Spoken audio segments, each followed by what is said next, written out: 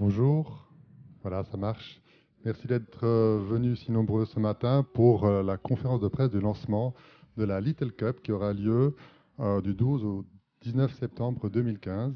Je pense que vous nous entendez bien. Donc je vous souhaite la bienvenue ce matin.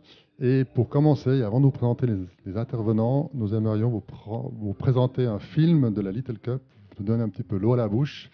Et donc je demande qu'on lance ce petit film. The C class is an amazing development class. 26 editions of this race made it become part of the history of sailing. It's a race where people enjoy sharing technology, energy, and passion. Welcome to the C class.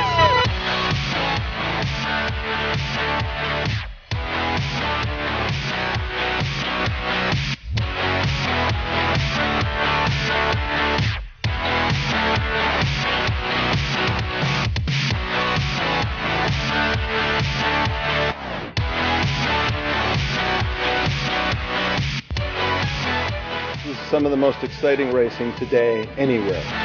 Rendez-vous à Genève en 2015. See you in 2015 in Geneva.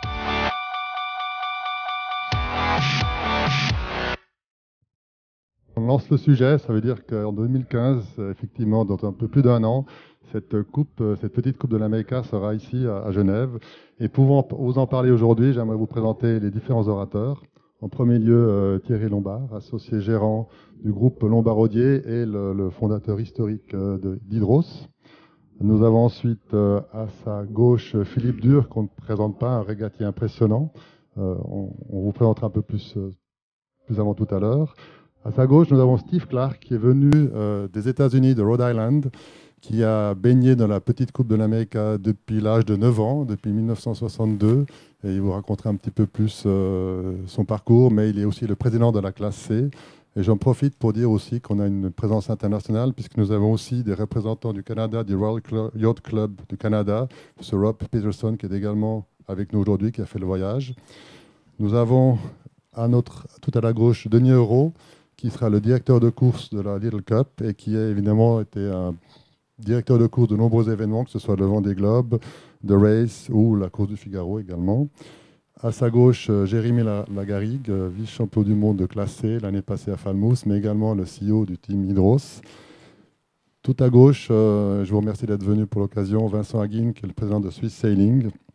Et j'aimerais, en principe, M. Cyril Desus aurait dû être avec nous aujourd'hui, je ne le vois pas pour l'instant. Il est le président du Yacht Club Léger de la Société nautique de Genève et je vous prie aussi d'excuser M. Pierre Firmenich, qui est le président, qui n'a pas pu se déplacer ce matin. Voilà. Sur ça, je passe la parole en premier lieu à Philippe Dur, donc champion suisse à multiples reprises, vainqueur du Bol d'Or, 7 titres de champion du monde, je crois. Et donc, je vais vous laisser parler un petit peu sur le thème de ce rêve de la Little Cup ici à Genève, en tant que parrain de cette manifestation. Voilà. Oui, bonjour. Et c'est sûr que je vis un moment assez extraordinaire en ce moment. C'est toujours des rêves qu'on a dans la vie quand on fait de la voile. Et quand j'ai commencé à côtoyer les gens qui font des régates, j'avais envie de gagner le Bol d'Or comme tout le monde. Donc un jour c'est arrivé. Donc c'était dans les années 70 avec le Toucan, c'était le premier Acer du lac. Et puis après il y a eu les multicoques qui sont arrivés. Là j'ai fait la Transat en double en 1979. Et là il y avait les premiers multicoques. Je voyais ça, j'ai dit ouh là là, il faut qu'on fasse ça pour gagner le Bol d'Or maintenant. Donc j'ai fait une maquette et puis j'ai été voir Philippe Stern à l'époque et puis je lui ai dit voilà Philippe, maintenant les monocoques ça va plus aller assez vite, donc il va falloir faire un multicoque. C'est ce qu'on a fait, c'était les années 80. Et puis après 10 ans plus tard, on avait déjà gagné quelques fois le Bol d'Or, on s'est dit qu'est-ce qu'on peut faire. Donc on s'est dit si on gagnait le Bol d'Or sans voile. Donc l'idée c'était de faire une aile et on avait fait appel aux Américains, Duncan McLean, qui a fait beaucoup de fois la petite Côte d'América. Et en 1989, on a construit la première aile. Il faisait 18 mètres de long et puis on a fait le Bol d'Or avec ça. Objectif, gagner le Bol d'Or sans voile. On n'est pas arrivé, mais bon, un jour il y a eu un gros coup de vent, on s'est envolé avec le bateau, on est retombé sur l'aile, on a dit bon, ben, on a vu, on a eu beaucoup de plaisir, mais au niveau manutention c'était un peu dangereux, donc on a renoncé. À l'époque, on me posait la question, mais au fait, c'est quoi l'avenir après? Alors j'ai dit, bah, écoute, si on avait réussi à gagner le bol d'or sans voile, au fait, c'était le but, c'était de gagner le bol d'or sans toucher l'eau. Alors les gens me regardaient comme ça d'un drôle d'œil, puis ils me disaient, mais comment c'est possible ça? J'ai dit, mais oui, on va faire des feuilles, les bateaux, ils vont voler sur des feuilles, et puis à l'époque, j'avais dit, ce seraient des bateaux tirés par des cerfs-volants qui montent à 3000 mètres d'altitude. Donc là, on m'a dit, j'étais un petit peu fou, mais bon, c'était dans les projets. Voilà. Plus tard, au fait, on a commencé à voir les bateaux voler avec les mottes. Et après, on a vu les cerfs-volants aussi arriver, qui battent des records de vitesse. Mais entre-temps, en fait, on voit ce bateau qui est dans le port, là, extraordinaire, qui vole, qui a un mât L. Au fait, je vois un peu la continuité de notre idée, des idées qu'on avait à l'époque. Pourquoi c'était paralysable à l'époque? Parce qu'il y avait deux choses. D'abord, on n'avait pas le carbone comme maintenant. Et puis la deuxième chose, on ne savait pas qu'il fallait mettre des feuilles sur les safrans. Donc souvent, on décollait, mais on ne levait jamais l'arrière. Donc voilà, donc pour moi, c'est vraiment quelque chose d'extraordinaire de voir ce bateau dans le port. C'est extraordinaire de penser qu'il va avoir la petite coupe. Moi, je l'ai toujours appelé comme ça, mais paraît-il, il ne faut pas l'appeler comme ça, la petite coupe de l'América à Genève. Je dois dire que c'est pour moi un rêve qui va se réaliser. Merci beaucoup et je crois que tout le monde aura compris pourquoi on a demandé à Philippe Dur d'être le parrain de la manifestation. Je crois qu'on ne peut que le remercier d'avoir accepté.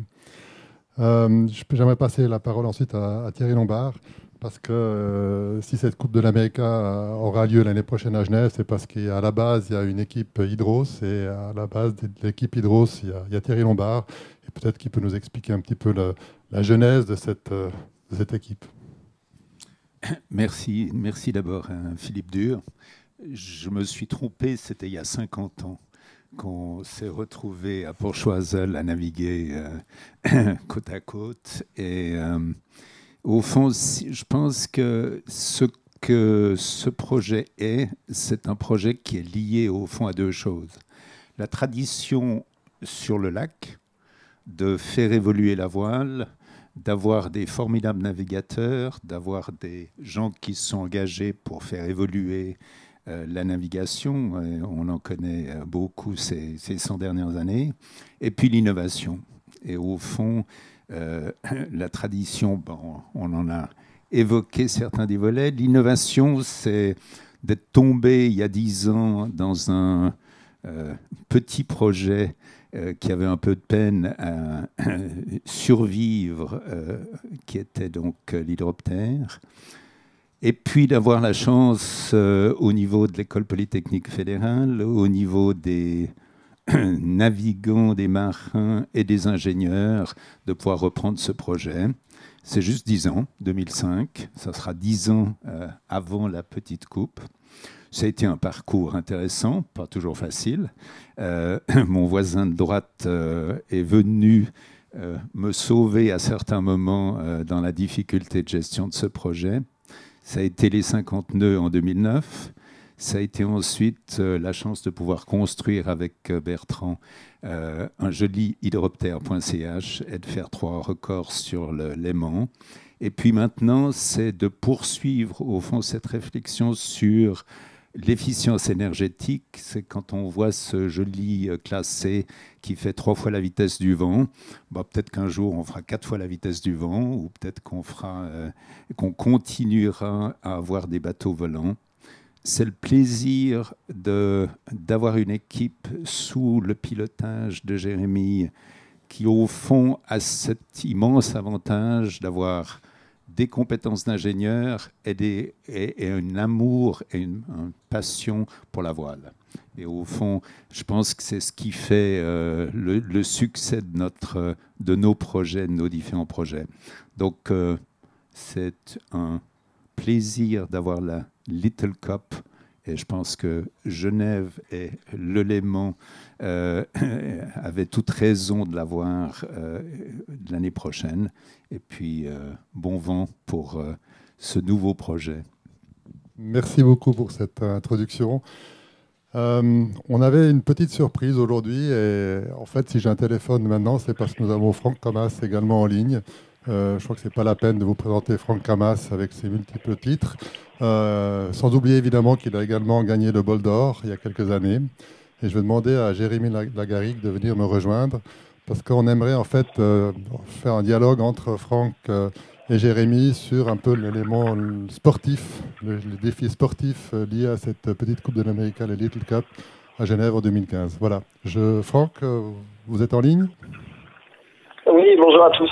Bonjour. Parfait. Voilà, je passe le micro à Jérémy et je vous laisse dialoguer un petit peu.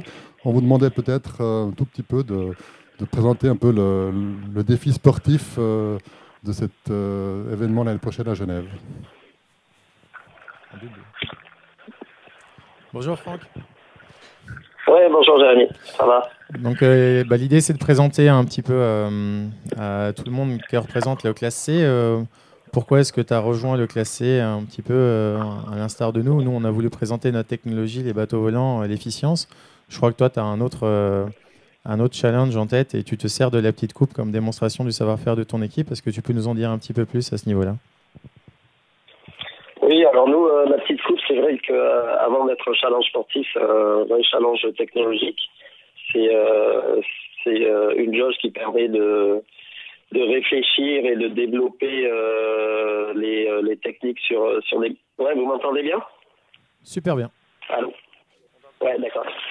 Qui permet de réfléchir et d'étudier les domaines de développement que l'on a sur la Grande Coupe de l'Amérique. D'ailleurs, la Grande Coupe de l'Amérique, c'est fortement inspiré du règlement de la petite coupe. C'est pour ça qu'elle est devenue aujourd'hui en catamaran avec une aile rigide et donc c'est un peu la petite coupe à grande échelle.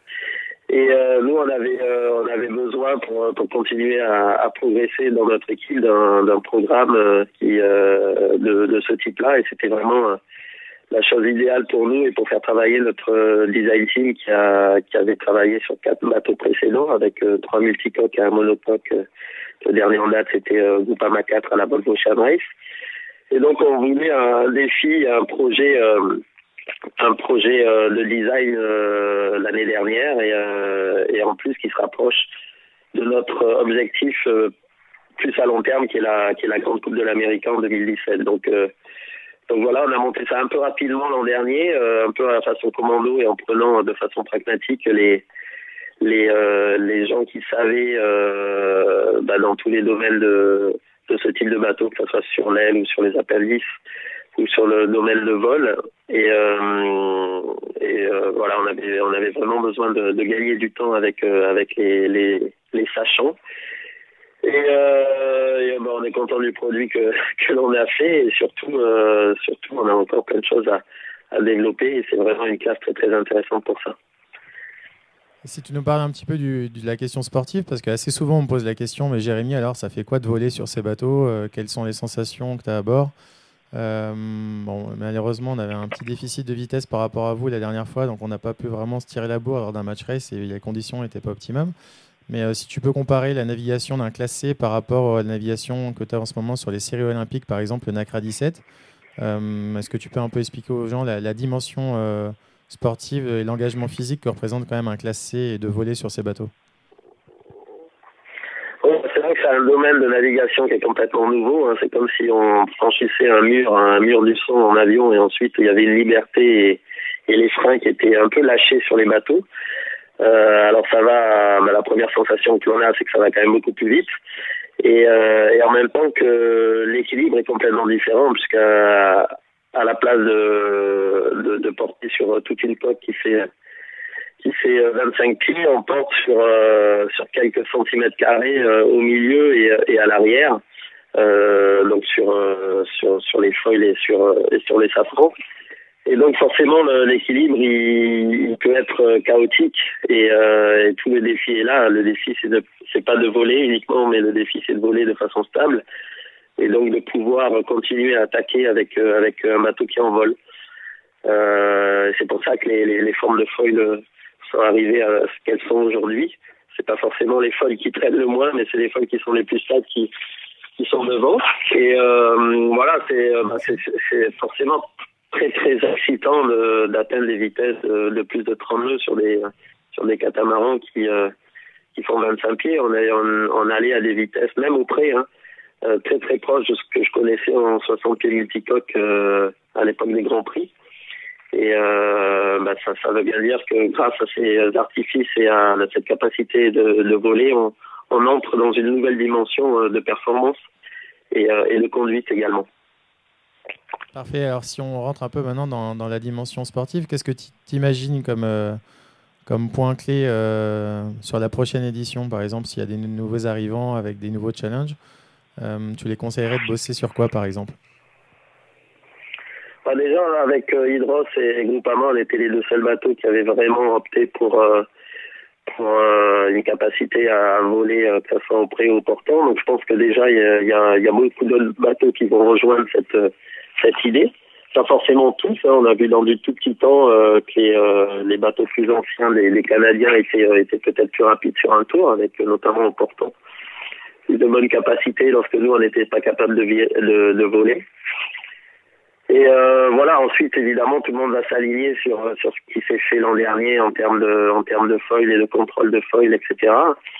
Mais je pense qu'on a le plus à gagner, on l'a vu l'an dernier, c'était surtout dans la capacité de manœuvrer et la perte au virement ou à l'empannage.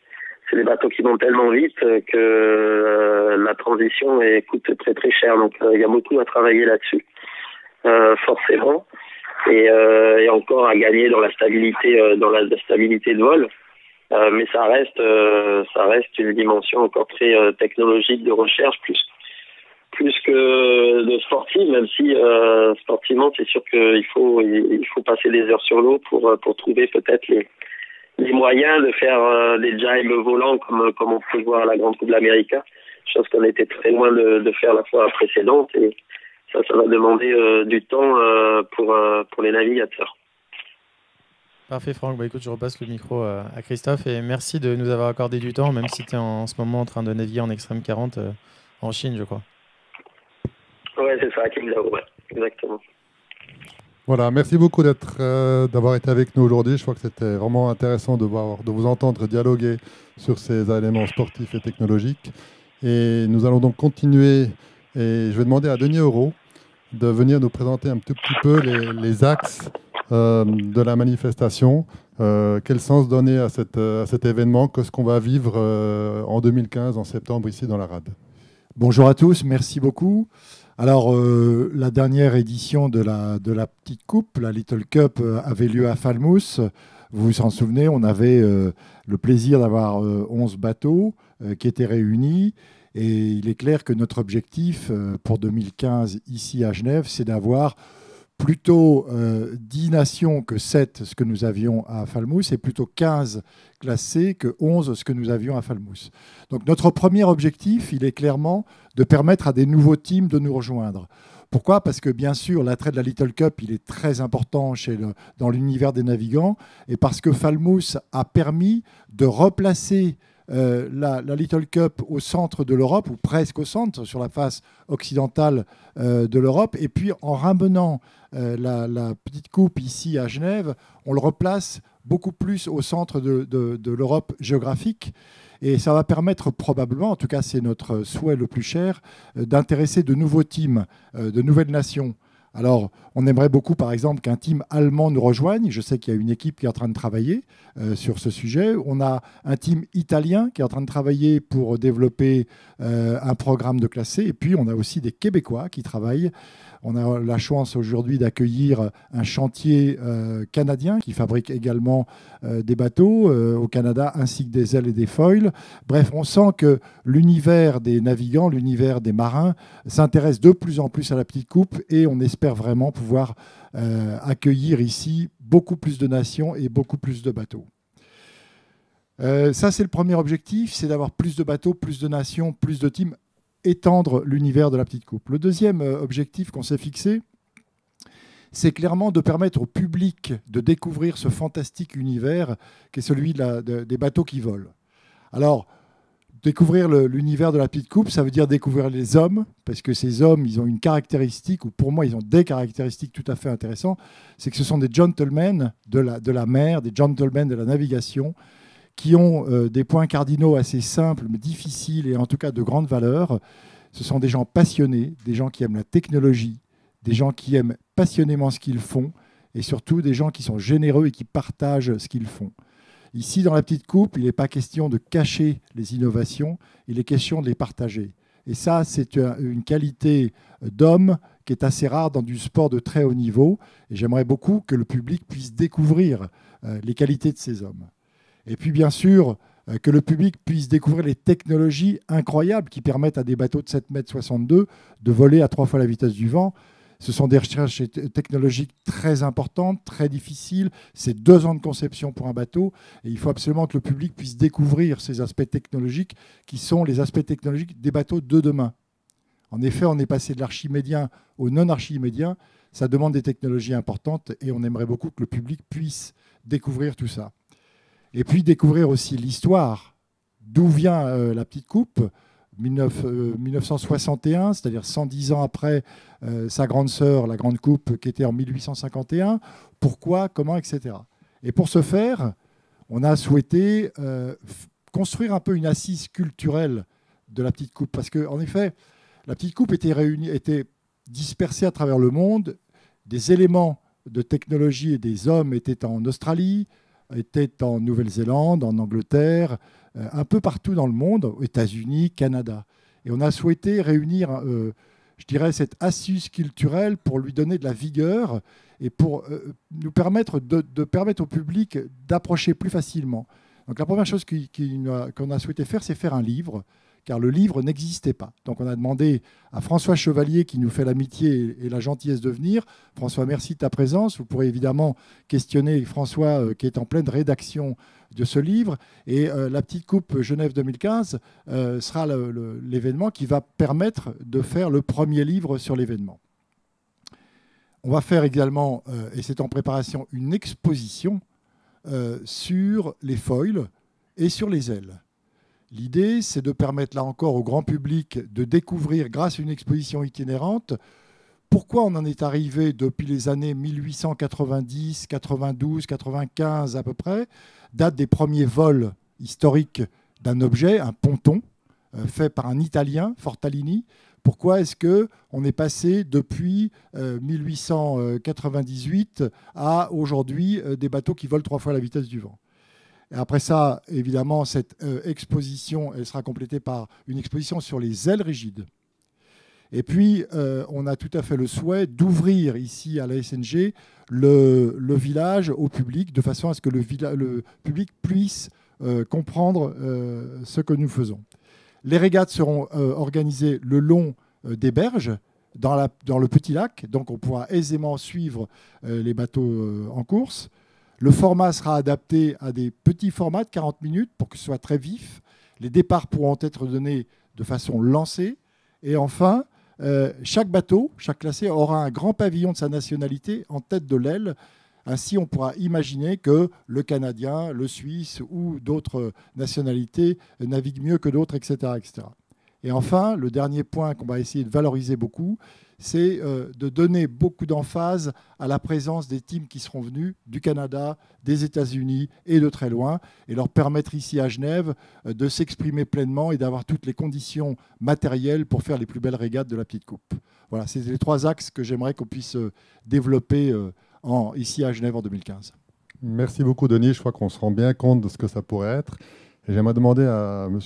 Vincent Haguin de nous expliquer un petit peu comment vous voyez ça du point de vue de Swiss Sailing, un nouvel événement de ce calibre ici en Suisse, dans la rade. Qu'est-ce que ça vous inspire? Oui, merci. Bonjour à tous. Alors, quand on est une fédération suisse de voile et qu'on a la chance d'avoir une telle dynamique depuis de nombreuses années dans l'arc lémanique principalement au niveau technologique mais aussi au niveau des résultats, on ne peut pas ne pas soutenir un tel événement qui va dans cette continuité et puis qui en fait est construit sur une base justement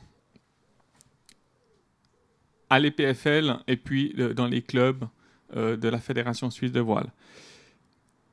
Lorsque l'on est président d'une fédération, on a des intérêts qui sont en fait des intérêts de nos clubs, dont la SNG fait partie, et puis les intérêts aussi des membres de ces clubs. On doit développer la voile, on doit en faire un sport national. Alors en Suisse, on parle du ski quand on parle d'un sport national, mais je pense qu'avec notre histoire et puis cette sorte de grand chelem qui n'est que composé de 3 en fait Meilenstein en allemand, points principaux, la victoire de Pierre Feldman lors de la course autour du monde avec UBS Switzerland, ou bien encore plus proche, la victoire de Justine Metro lors de la Mini Transat 6.5. On a la double victoire d'Alinghi à la Coupe América. Et puis, on a eu, il y a longtemps, avec Novera et d'autres, des médailles olympiques. Maintenant, il y a cette 4e composante très importante en Suisse qui est la technologie. Et puis, on est, via les PFL et l'Arc lémanique, à mon avis, dans le domaine du développement technologique vélique, avec d'autres partenaires comme Décision, Leader. Mais chez Swiss Sailing, nous avons aussi des membres, des personnes qui font vivre cette fédération. Et puis, il y a des individualités, comme par exemple Guy Roland-Perrin, qui était le jaugeur du bateau Alinghi et Oracle lors de la Coupe América 2010, et qui est membre aussi du comité ISAF Measurement depuis 2 ans. Nous avons aussi des juges qui sont partie prenante de toutes les régates, que nous aimerions pouvoir mettre à disposition, ou que nous mettrons à disposition, afin que dans cette organisation de l'excellence, Swiss Sailing puisse aussi mettre à disposition ses meilleurs individus et puis participer à ce développement de l'excellence. Merci beaucoup pour ce témoignage et surtout ce soutien. Je pense que ce serait important aussi de faire vivre cette compétition dans les différents clubs sportifs de voile en Suisse romande et peut-être aussi en Suisse allemande. Je crois que ce serait important de générer un enthousiasme qui aille au-delà de nos frontières romandes. Last not most least, but I would like to switch to English because I think it's going to be easier for you, Steve, is to give you the final word for this morning before we go into the Q&A. Just to give you a little bit, for you to give us a little bit your perspective as president of the Class C about what it means to have an event on a lake here in Geneva. Thank you very much, Christophe. You must pardon my lack of French. I'm a product of American's education system that did not insist that I learn French. So I, as Christophe alluded to, have been involved in the C-Class catamaran for 50 years. Which is the summer that I was 9, a C-Class catamaran appeared on my father's beach, and we had the selection trials for the International Catamaran Challenge Trophy in my hometown. It's been more or less part of my life ever since, and what I'd like to express is some of the duality of what I feel at this point. Part of it is to know the history and the traditions, but also to embrace the new and the innovations that are happening here. I've never been to a press conference like this with this august group, with these with Thierry and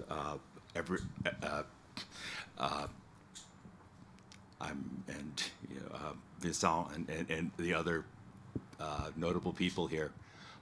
This is something new for me. My experience has mostly been as a individual building and sailing an unusual boat. So I wish to express something that's sort of symbolized by the Class C itself. If you look out, the Class C is one of the 3 oldest catamaran classes in the world. Okay, it is basically, there was no class catamaran racing before the Class C. And yet, if you look out on the water there, it's also one of the most innovative and creative boats in the world. So it's at once the oldest class and the newest class. A short while ago, you would have looked at a boat like what's floating in the moorings out here and said, it looks like it came from another planet. I've never seen a boat like that before, would be the standard comment we would hear. Now, because of recent developments in the world of yachting, it almost looks old hat. It almost looks like, oh, everyone knows what that is. That's a little America, that's a little version of the AC-72. Isn't that cute? Well, the AC-72 is standing on our shoulders. We figured out how to build wings. We figured out how to build boats out of carbon fiber. And we're very proud of our contribution to the history and very proud of our contribution to the advancement of yachting and the advancement of sailing technology. At the same time, I'm very have to express that we have to be modest. We are a very small group of enthusiasts. There are 20 or 30 of us in the world who build and sail these boats. And to garner the attention of this group, of this club, this federation, to have an event in this venue is humbling. It's not something that one would expect, given our numbers in the world. There are many other boats that are sailed in more places and have longer traditions and have more wealthy owners and have this and the, have other features that might make it a better fit for the Société Nautique Genève and the sponsors that will do that. Yet we're proud to be worthy of that. We're humbled by that. We're thankful for that support, and we congratulate the people with the vision to understand us for what we are and support us for what we are. And for that, I'd like to express my gratitude and commit that we will, as a class, do everything we can to be worthy of it. Thank you very much. Thank you very much, Steve. I think we're at the end of the official part, and that this time I think we will go into the Q&A. Si nous pouvons passer à la partie des questions-réponses, donc je vous demanderai de bien vouloir parler dans le micro. Je ne sais pas qui veut pas poser la première question. Non? Ah bah là. En écrivant un livre, ça vous inspire? Bonjour, oui, excusez-moi. Excusez-moi pour mon retard. Le TGV était un peu en retard ce matin. Et je remercie Steve, mais je remercie aussi M. Lombarme, Jérémy et toute l'équipe de La Petite Coupe pour m'avoir confié cet ouvrage.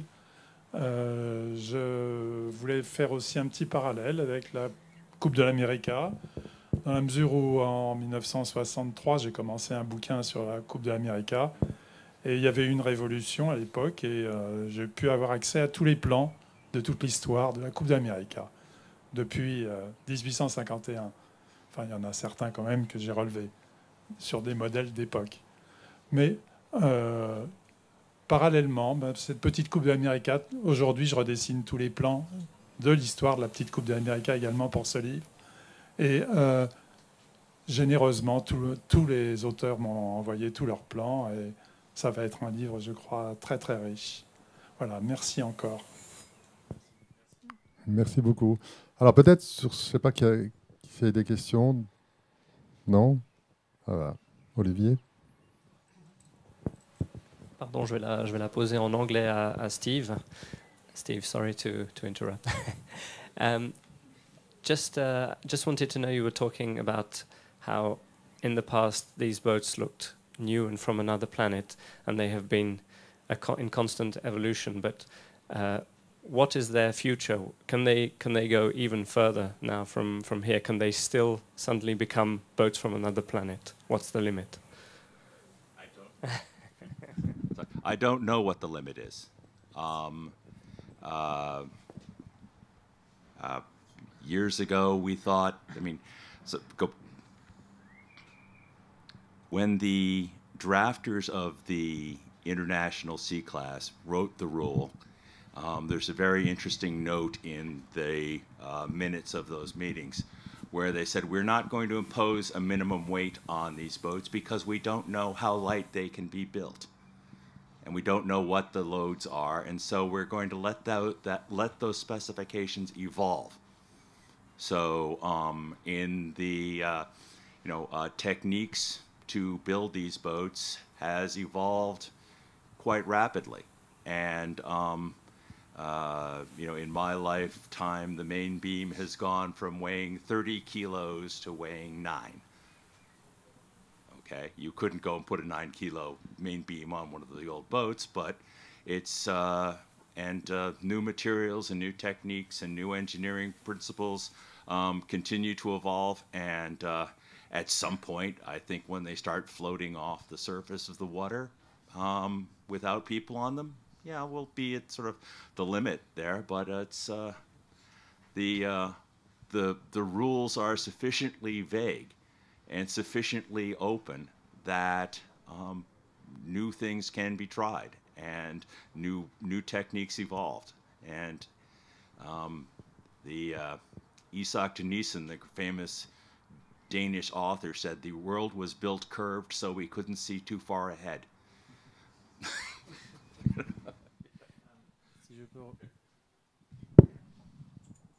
Si je peux rebondir en français sur ce qu'a dit Steve, j'avais un rêve qui était un jour de participer à la petite coupe.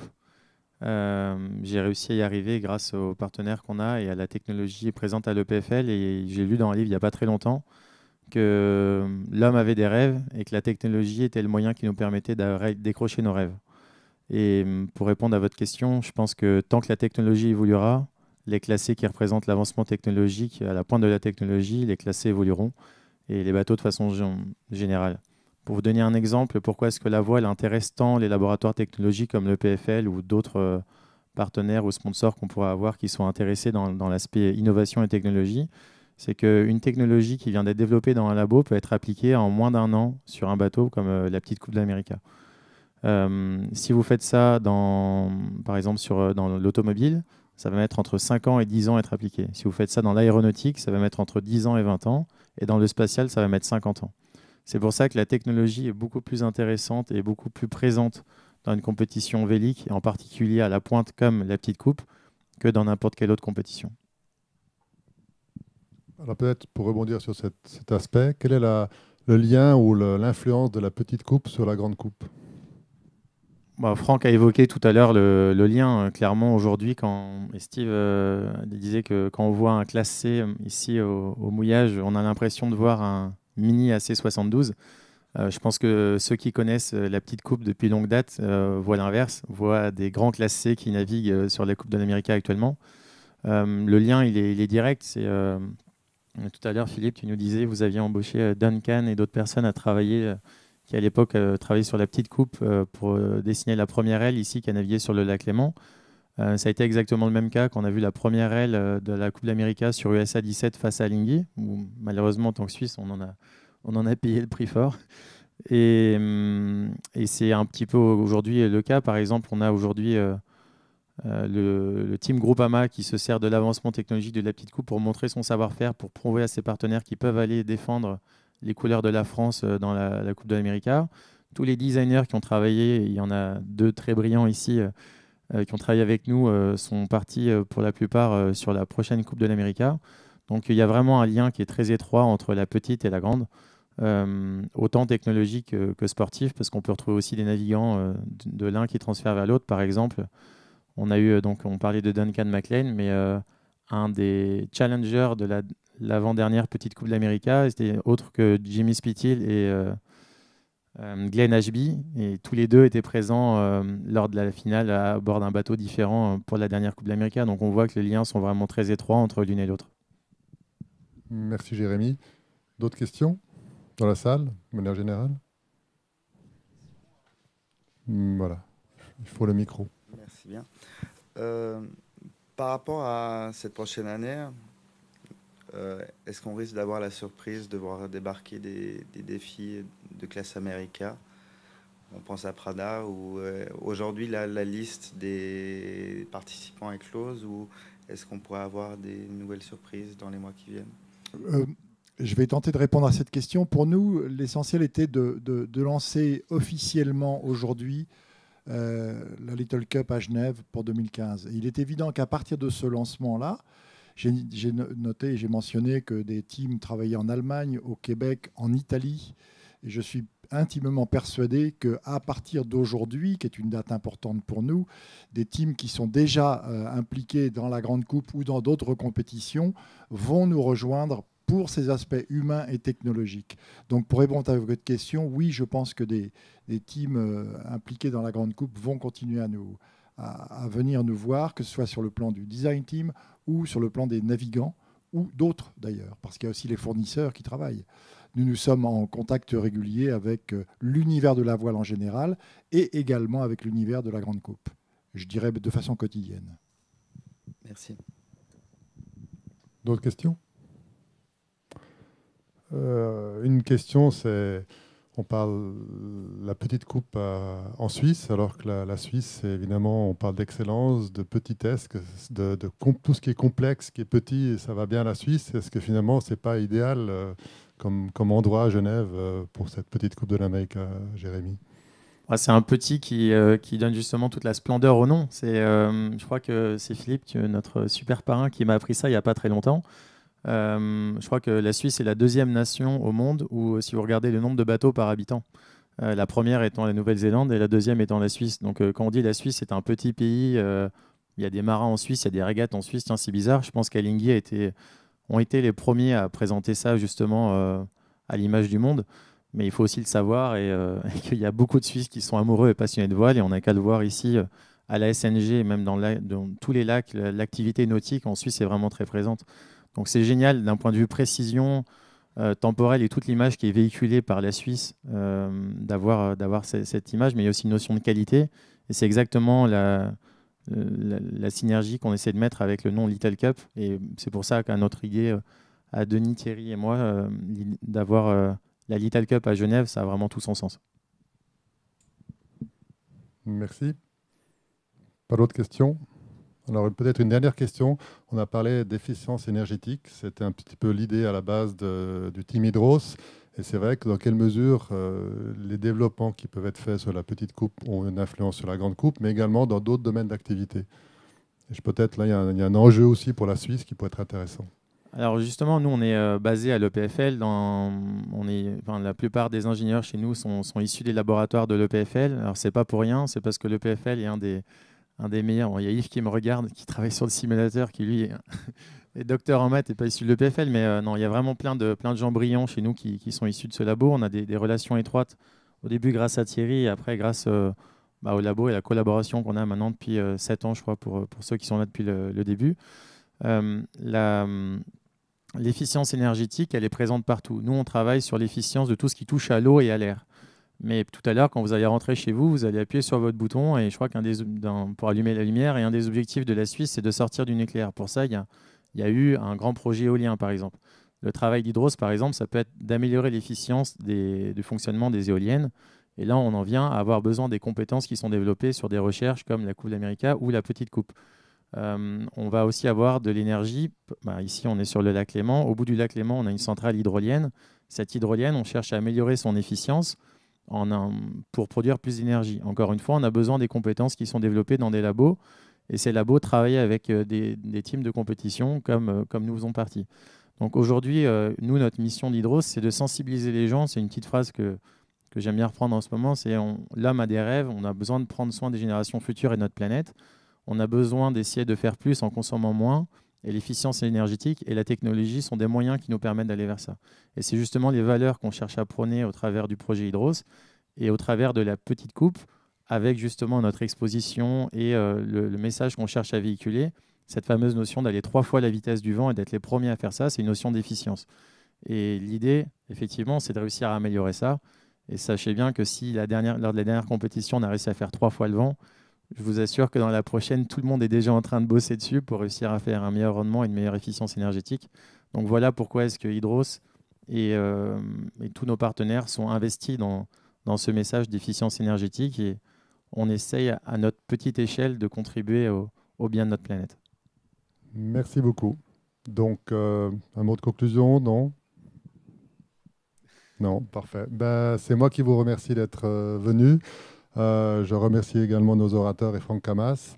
Et je vous propose maintenant de passer au cocktail. Et à 13 h environ, le temps que vous mettiez en place, il y aura une navigation d'Hydros qui permet... L'idée, c'est effectivement que vous soyez habillés comme vous êtes. Et on a une combinaison à vous mettre par-dessus. On vous changera juste une paire de chaussures qui risquera d'être mouillée. Et si on a la chance d'avoir un petit peu de vent, je vous emmène sur le classé pour vivre une expérience de vol. Voilà, rendez-vous est pris. À tout à l'heure. Merci. Thank you very much.